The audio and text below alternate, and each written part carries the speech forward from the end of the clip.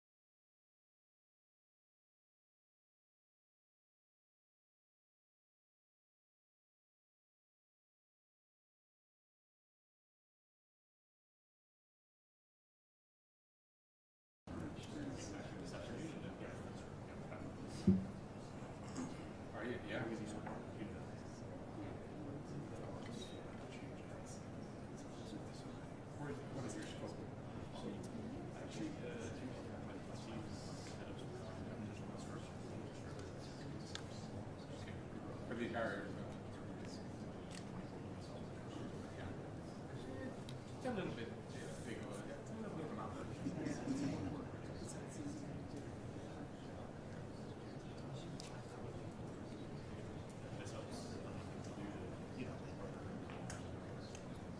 Absolutely, that's what it needs to be. It's a community effort.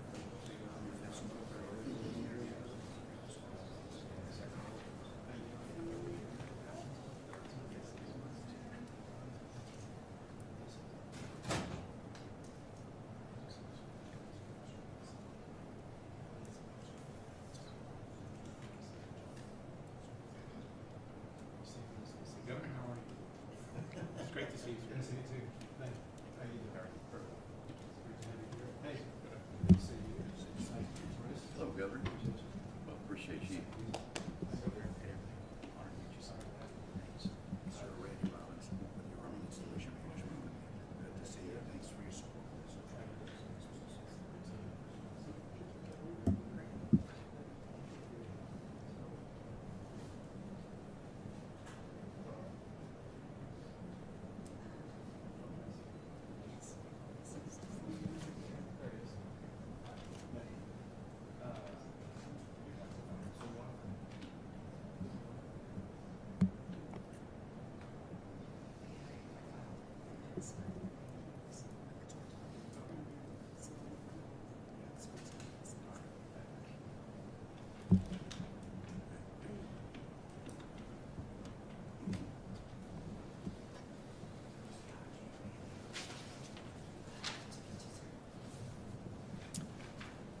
Well, thank everybody for being here, and I particularly want to thank some of our special guests who are both here but also responsible for bringing to fruition what we will be signing today.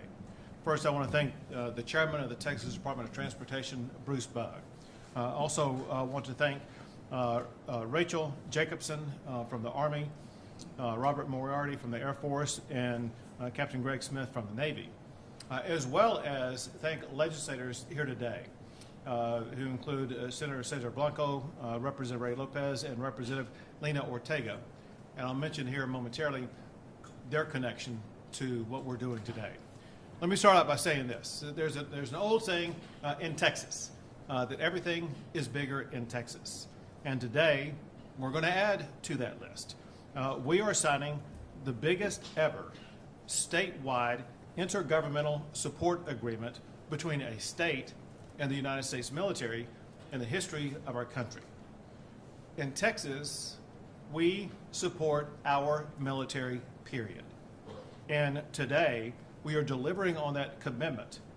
TxDOT, the Texas Department of Transportation, and the United States military will partner to ensure that road projects at Texas bases will be built faster and cheaper.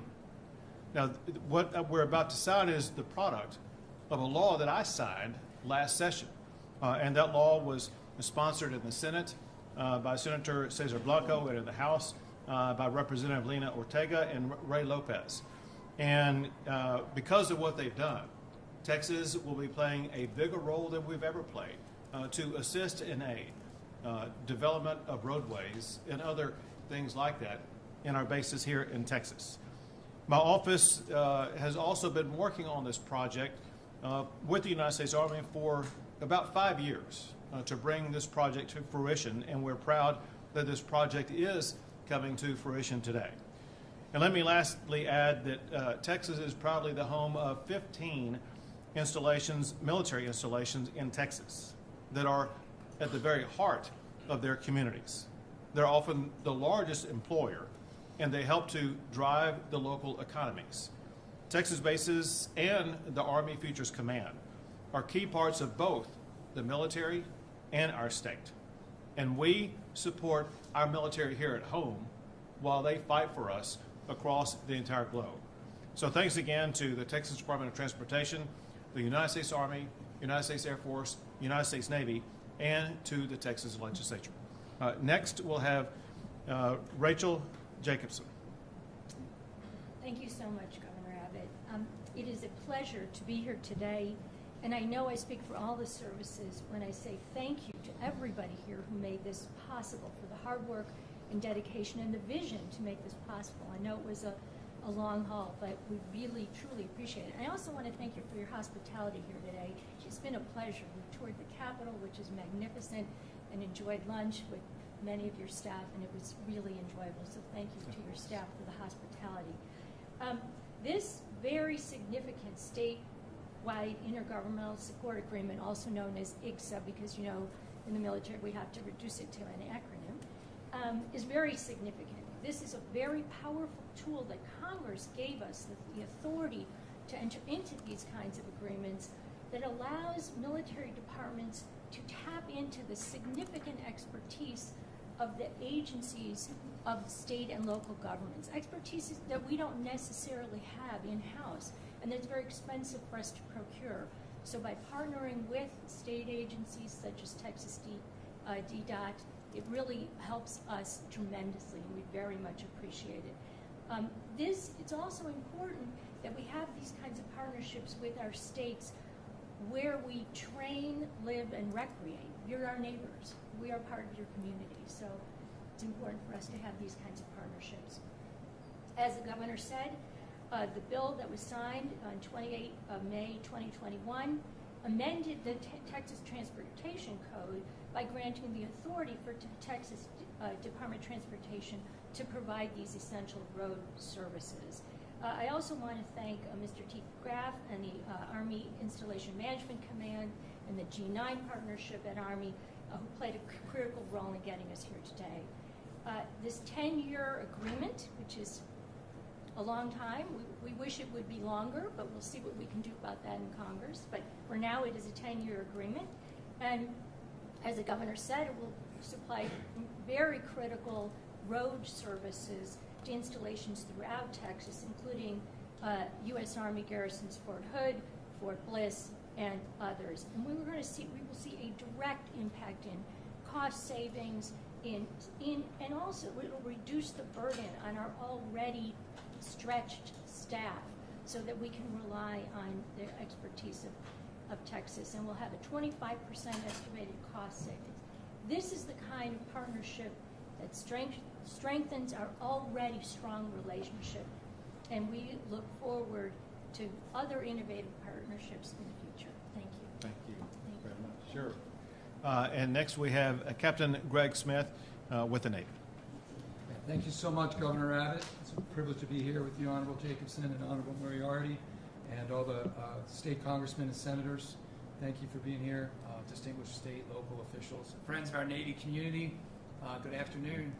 I'm Captain Greg Smith, and I'm honored to represent the Department of the Navy and Rear Admiral Wes McCall, the commander of Navy Region Southeast, stationed in Jacksonville, Florida. We have 3 installations here, Naval Air Station Corpus Christi, Naval Air Station Kingsville, and Naval Air Station Joint Reserve Base Fort Worth. They're a privilege to call Texas home, and so thank you for this proclamation and support on their behalf. So the Navy's proud to highlight our intended participation in this regional intergovernmental support agreement, the first statewide agreement, which allows that partnership with the state of Texas to save us up to $36 million over the next 10 years just in road maintenance alone. So as you pointed out, sir, this partnership is important for that culture of supporting the military around here and to create these efficiencies that I'm talking about. So as a lot of folks here can relate, the things that go behind the scene to run a state or a city or to support the infrastructure at a military installation a lot of times go unnoticed. And that's okay, because our mission is to provide that support for the war fighters to go out and the sailors and the ships and everything to go out and keep our country free. And so that's why finding more efficient ways to do that with this agreement is so important for our installations and for our country. So we know this doesn't happen, so thanks to everyone who continues to work behind the scenes to do this. And I look forward to the work that's coming in the future to actually start implementing some of these agreements. So we can't really overstate the value of this partnership, sir, so thank you very much. Thank you. And now we have Robert Moriarty with the United States Air Force.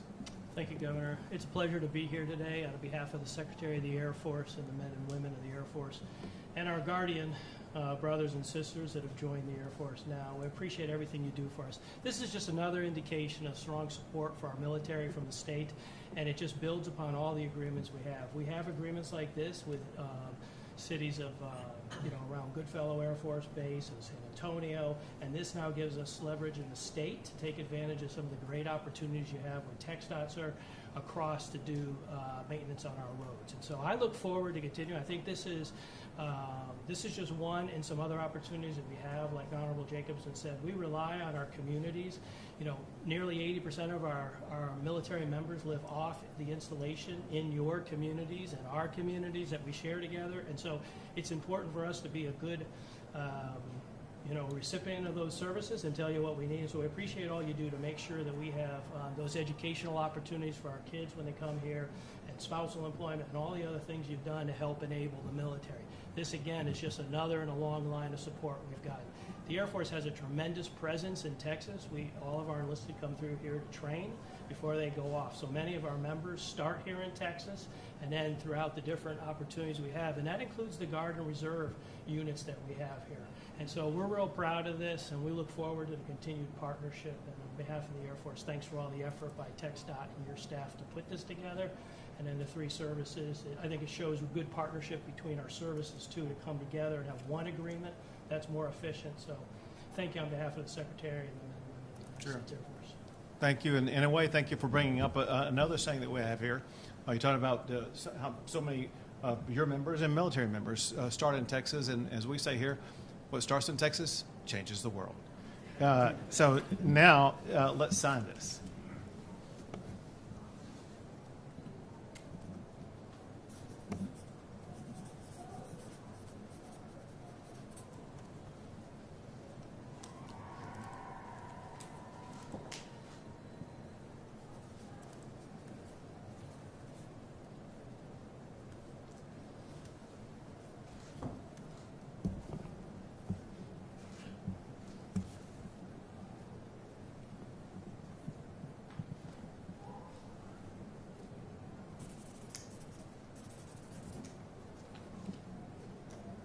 And there we have it, the biggest statewide intergovernmental support agreement in the United States of America.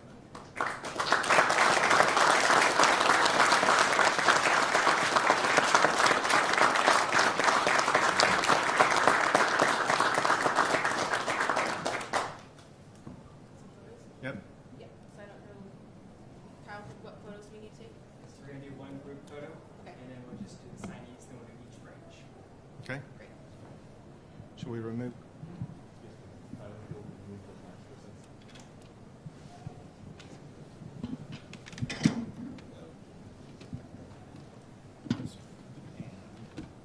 Should we be holding this up? Yes, I need Okay. to.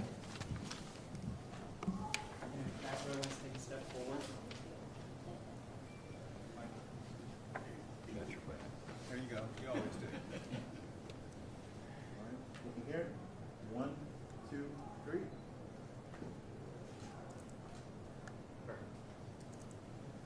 All right. Which branch first? Army, That's a quick decision. they were the first.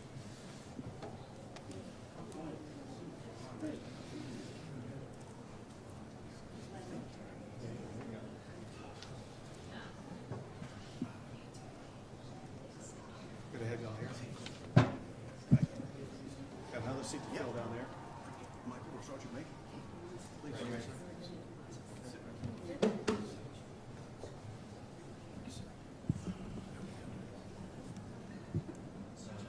Sir, in the Center Blanco.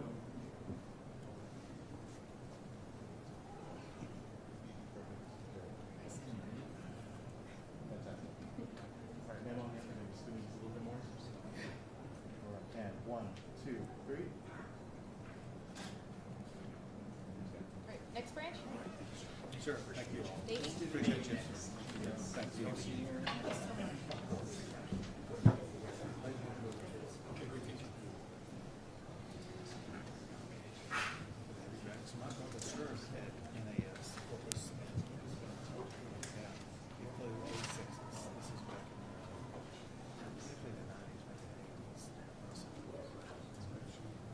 Yeah, go ahead. Looking here. 1, 2, 3. We'll do the Air Force. Air Force next? Yeah. He was the last generation. Thank you.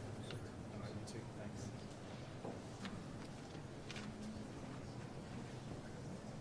Would you like here? Thank you. Appreciate it. All right, straight forward.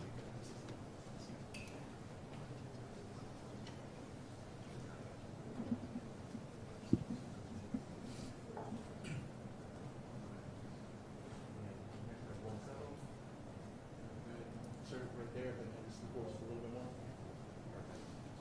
And 1, 2, 3.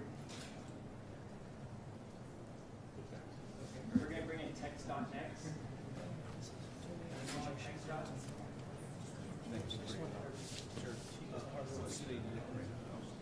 She's in the Pentagon. Yes, sir.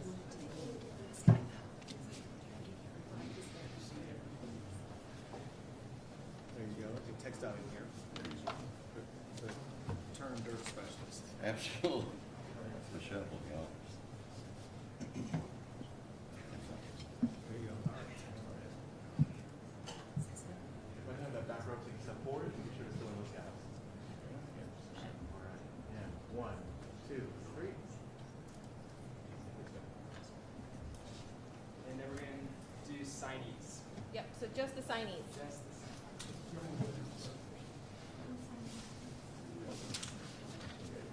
Yeah.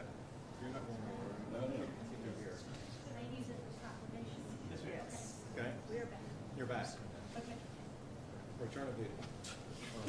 Return of the president.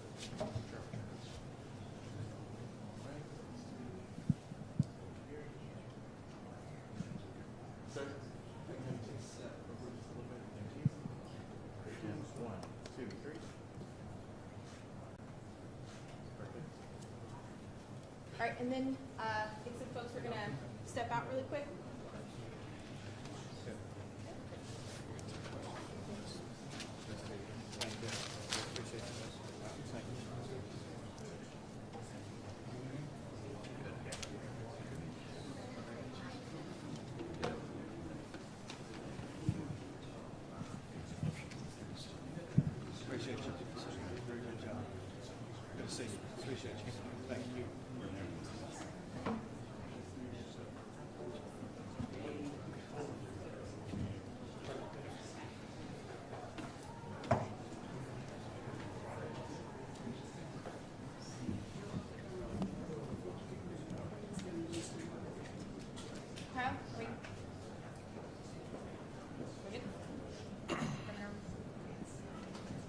All right, take a few questions. Governor, on the tornado that hit the Houston area yesterday, can you talk about what resources are available for the folks that were impacted from the state, and are you requesting any resources from the federal government?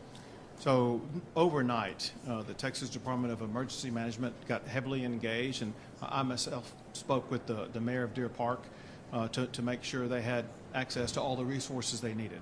Obviously, dealing with what happened last night was one thing, then seeing it today was another thing. The chief of the Texas Division of Emergency Management is in Deer Park in that region today, working with all of the local officials to make sure, for one, they have access to all the resources they need. For example, one thing we have there is Texas Task Force 1. They are going door to door to make sure that structures are safe and to determine whether or not there is anybody in those structures. They also are working to assist anybody who needs help in any way.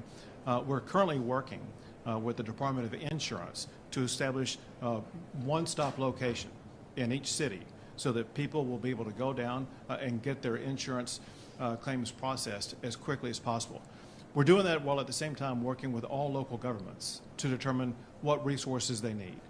We've had one request for a declaration from the county judge in Orange County that we're taking a look at, and we're working with other local officials to determine if they need a disaster declaration made. Governor, have you heard from Harris County Judge Lena Hidalgo, who's on leave or sabbatical, or her designee from Harris County?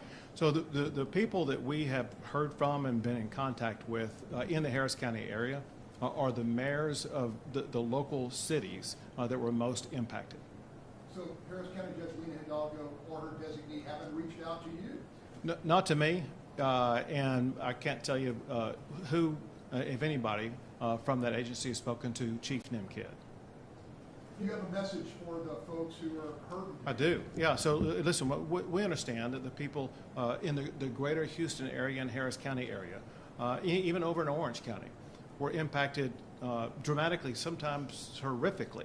And we want them to know that the state of Texas stands side by side with their local leaders as well as with all Texans, and that we will be working swiftly to get power back on, to get communities restored, and to assist all of them in the recovery process. Hey, Governor, you indicated you would sign Senate Bill 147, which is the foreign ownership bill by Senator Colpart. Representative Wu and some others said one of the immediate unintended consequences would be that families like his who are waiting for citizenship, were able to purchase home, raise a family, and all that stuff, they would be shut out of that process. Any wiggle room on the well, so obviously none of us know what the final language will look like. I do think that would be a mischaracterization of what the bill seeks to do. Listen, we had a goal when we passed the Infrastructure Act concerning these very same nations, and we have a goal here, and that's to prevent countries that are hostile to the interest of the United States from being able to buy up our farmland or other land that's so important to us. It doesn't impact it at all people who either are citizens or intend to be citizens of the United States. Two more questions. There are people who immigrate lawfully to the United States of America from China, and it would not impact them at all. Last question. Governor Abbott, I was going to ask you a little bit about property taxes. Mm-hmm. Obviously, the lieutenant governor has proposed raising the homestead exemption to $70K. Would you support raising the homestead exemption, and what value, and what other specific nations state would you actually? So the first thing I wanted to achieve has largely been achieved. I wanted to use an extraordinary amount of our budget surplus to reduce property taxes in Texas. Property taxes are killing our homeowners in the state in particular, and they need relief, and they are going to get relief. And I will say that $15 billion is a good start for the amount of relief that we will provide. I will, of course, be pushing for even more than that for our taxpayers. As it concerns the strategies used to provide that relief, that's something that we will work on during the course of the session. The main thing taxpayers need to know is that they will receive the largest property tax cut ever in the history of the state of Texas. Great, thank you guys. Thank you all.